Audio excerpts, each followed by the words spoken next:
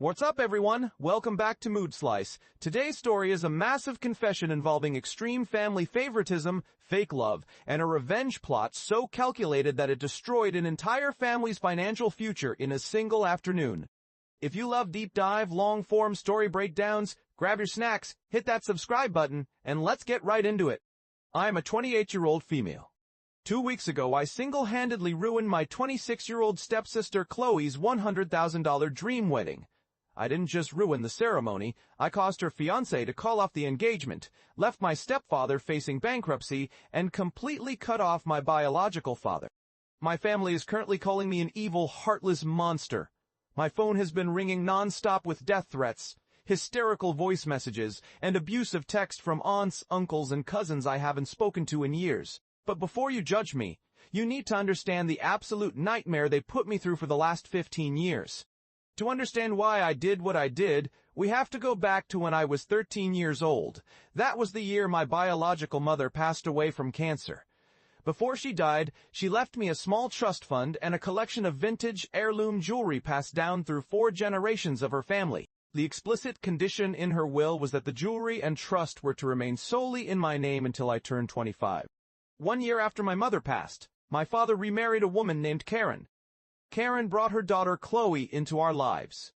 From day one, it was glaringly obvious that my father wanted to play the perfect stepdad. He desperately wanted Karen to love him, and to win her over, he turned Chloe into the absolute golden child of the household. If Chloe wanted a new wardrobe, my father paid for it. If Chloe threw a tantrum because I had a better room, my father forced me to swap bedrooms with her.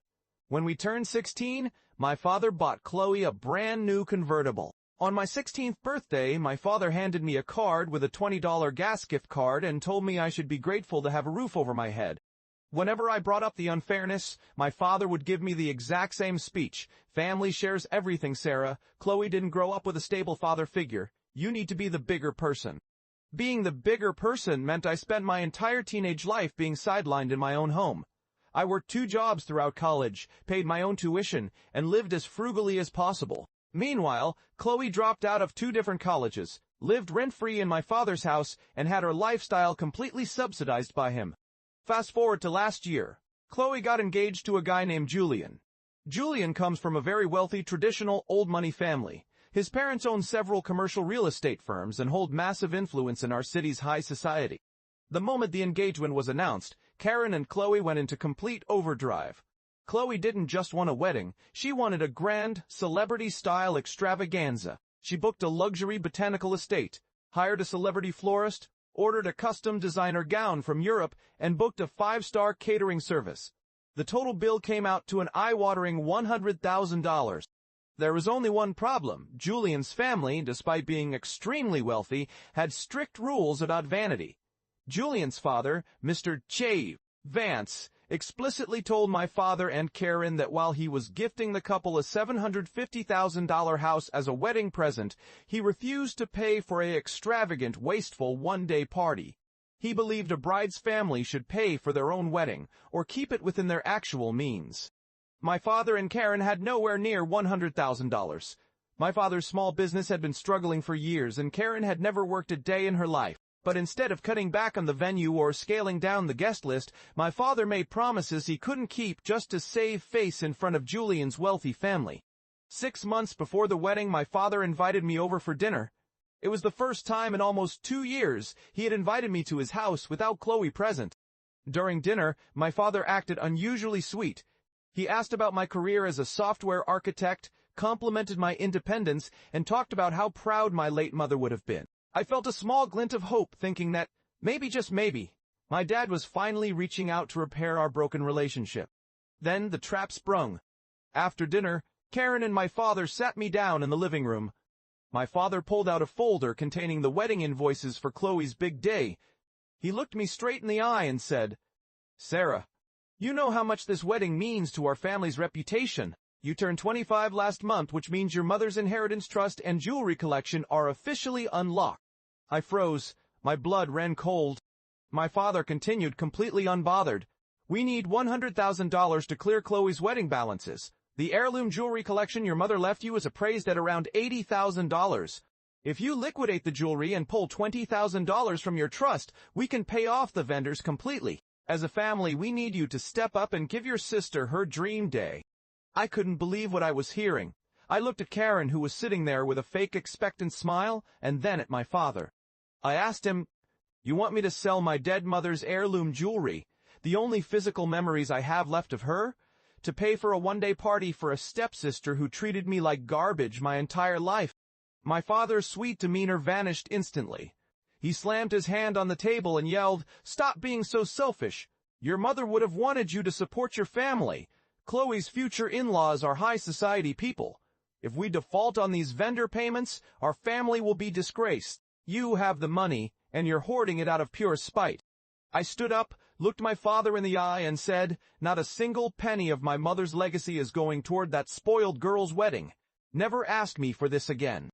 I walked out, slammed the door, and didn't speak to them for 2 months. 2 months after that explosive dinner, I decided it was time to move my late mother's jewelry out of the safety deposit box at our old family bank and transfer it to a private vault near my new apartment. I went to the bank, presented my ID, and asked the teller to retrieve my safety deposit box. The teller typed on her keyboard, looked confused, and disappeared into the back office for 10 minutes. When she returned, she brought out a manager. The manager lowered his voice and said, "Ms. Sarah, according to our records, this safety deposit box was accessed 6 weeks ago. The contents were removed under a joint signature authority." I felt like the floor beneath me opened up. Years ago, when my father established the trust account when I was 14, he had listed himself as a joint custodian on the safety deposit box. Because the bank system had never been manually updated after my 25th birthday, my father was still listed on the authorization card. He had walked into the bank, used his old key, and cleaned out the entire box. Every single piece of my mother's heirloom jewelry, her diamond necklace, her antique ruby ring, her grandmother's platinum bracelet, was gone. I was hysterical. I called my father 50 times until he finally picked up. When I screamed at him through the phone, demanding to know where my mother's jewelry was, he sounded shockingly calm. He said, "I did what was necessary, Sarah. I consigned the jewelry to a private estate buyer. We got $82,000 for the pieces. I used it to pay off Chloe's wedding venue, the custom dress, and the deposit for the luxury caterer. I also took a $18,000 personal loan against my business to cover the rest." I was shaking so hard I could barely breathe. "You stole from me," I screamed. "That was felony theft." My father laughed a dry, cold laugh. "Go ahead and call the police, Sarah. My name was legally on the bank authorization card. The bank already confirmed I had access rights. Legally, it's a civil family dispute, not theft. By the time you hire a lawyer and take me to court, Chloe will already be married into the Vance family. Once she's married, Julian's father will handle our family's financial standing. You lost, Sarah. Just accept it and come to the wedding like a good daughter." He hung up the phone. I called 3 different lawyers that afternoon. Every single one of them told me the exact same thing. Because my father was a named joint signatory on the safety deposit box, filing criminal theft charges would be an uphill battle that could take 12 to 18 months in civil court. By the time a judge ordered him to repay the money, my father would likely declare personal bankruptcy, leaving me with zero recovery and tens of thousands in legal fees. I sat in my apartment in complete darkness. I wept for my mother. I wept for the 14-year-old girl who thought her dad would protect her. Then, the sadness turned into cold, absolute, unadulterated fury. My father thought he was untouchable because he used a legal loophole. He thought he had outsmarted me. He didn't realize that by stealing from me, he had given me complete justification to destroy everything he cared about. I spent the next 3 weeks acting completely defeated. I texted my father, saying that while I was deeply hurt, I realized fighting my own family in court would ruin my mental health. I told him I wouldn't file a lawsuit and that I accepted his invitation to the wedding. My father was overjoyed. He texted back, "I knew you'd see reason, Sarah. Family always wins." They genuinely believed I had surrendered. But while they were finalizing flower arrangements, I was quietly doing background research on Julian's family and the specific contract signed for Chloe's wedding.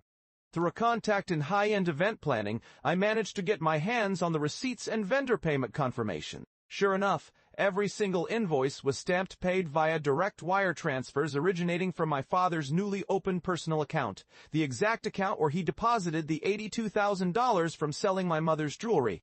Next, I did research on Julian's father, Mr. Vance.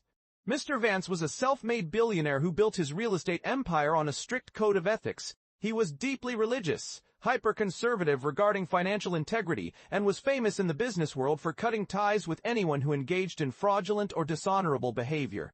1 week before the wedding, I scheduled a private, in-person meeting with Mr. Vance at his corporate office downtown. When I walked into his office, Mr. Vance was polite but reserved. He assumed I was there to talk about wedding seating or family arrangements. Instead, I placed a thick, black leather binder on his desk. Inside the binder was my late mother's original certified will and trust documents detailing the heirloom jewelry inventory, the bank safety deposit box access log showing my father accessed the box without my presence, the appraisal papers showing the exact value of the stolen heirlooms, the wire transfer receipts proving that the $82,000 generated from selling stolen deceased mother heirlooms directly paid for Chloe's wedding venue, dress, and catering, and a signed affidavit from the estate jeweler confirming my father sold the items under false pretenses of having my consent. Mr. Vance sat in total silence for 20 minutes, reading through every single document page by page. As he read, the color completely drained from his face. When he finally looked up at me, his eyes were cold as ice. He asked me one question: "Does my son know about any of this?" I replied, "No, Mr. Vance, Julian has no idea.